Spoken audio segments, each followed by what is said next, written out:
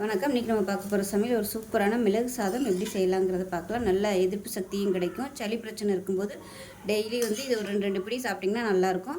வாங்க எப்படி செய்யலாங்கிறத பார்க்கலாம். ஒரு பேன் எடுத்துக்கலாம். நல்லெண்ணெய் சேர்த்துக்குங்க. ஒரு 2 டீஸ்பூன் அளவுக்கு நல்லெண்ணெய் சேர்த்துக்கலாம். எண்ணெய் நல்லா சூடானதும் அடுப்பு குறைச்சி வச்சுட்டு 2 டேபிள் ஸ்பூன் மிளகு சேர்த்துக்கலாம்.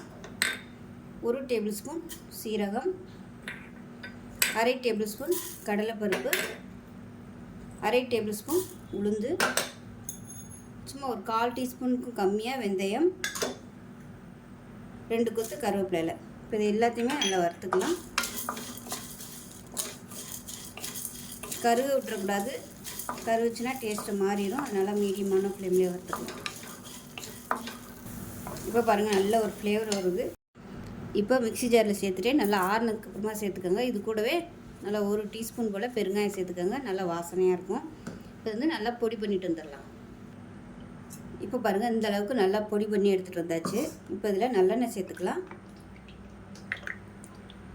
இப்போ இதில் ஒரு 2 டேபிள் ஸ்பூன் அளவுக்கு நெய் சேர்த்துக்கலாம்.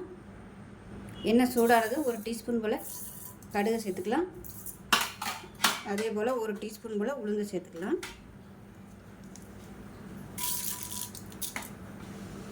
4 வரமிளகா விதை இல்லாமல் கிள்ளி வச்சுருக்கேன், அதையும் சேர்த்துக்கலாம். 1 கொத்து கருவேப்பிலை சேர்த்துக்கலாம். இப்போ இது எல்லாமே நல்லா பொரிஞ்சிருச்சு. இப்போ இதில் நல்லா 2 கப் அளவுக்கு சாதம் சேர்த்துக்கலாம். வடித்த சாதம் சேர்த்துக்கோங்க. இப்போ இன்னொரு கப்பு சாதம் சேர்த்துக்கலாம். இப்போ இதில் உப்பு சேர்த்துக்கலாம். சேர்த்துட்டு நம்ம வறுத்து வச்சுருக்க இந்த பொடியிலேருந்து ஒரு 2 டேபிள் ஸ்பூன் அளவுக்கு சேர்த்துக்கலாம். இந்த டேஸ்ட்டை பார்த்துக்கிட்டு நீங்கள் பொடி வேணுமா வேணாமாங்கிறத நீங்கள் சேர்த்துக்கலாம். இதை நல்லா கலந்து விட்டுக்கலாம். இப்போ நல்லா கிளறியாச்சு. உப்பு டெஸ்ட் பண்ணி பார்த்துட்டு உப்பு பத்தலைன்னா உப்பு சேர்த்துக்கோங்க. அவ்வளோதான். இப்போ கேஸ் அமர்த்திடலாம். அருமையான மிளகு சாதம் ரெடி ஆயிடுச்சு. சின்ன பிள்ளைங்களுக்குலாம் சளி, வீசிங், ஆஸ்மா அந்த மாதிரி பிரச்சனை இருந்துச்சுன்னா இந்த மாதிரி பொடி அரைச்சி வச்சுக்கிட்டு ஒரு 2 பொடி உருட்டி கொடுத்தீங்கன்னா உங்களுக்கு நல்லது. நல்ல எதிர்ப்பு சக்தியும் கிடைக்கும். இந்த பொடி ரொம்ப ஸ்டாக் பண்ணி வச்சுக்க முடியாது. ஒரு 4 நாள் அந்த மாதிரி தான் வச்சுக்க முடியும். நார்மல் பொடி மாதிரி நம்ம அரைச்சி வச்சோம்னா அதோட மருத்துவ குணங்களும் போயிடும், ஃப்ளேவரும் இருக்காது.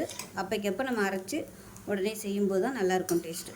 ஸோ இதே மாதிரியே செஞ்சு பாருங்கள். செஞ்சு பார்த்துட்டு எப்படி இருந்துச்சுங்கிறத சொல்லுங்கள். வீடியோ பிடிச்சிச்சுன்னா லைக் பண்ணுங்கள், கமெண்ட் பண்ணுங்கள், சேனலை சப்ஸ்கிரைப் பண்ணுங்கள், பக்கத்தில் பெல் பட்டனையும் ப்ரெஸ் பண்ணுங்கள். நன்றி.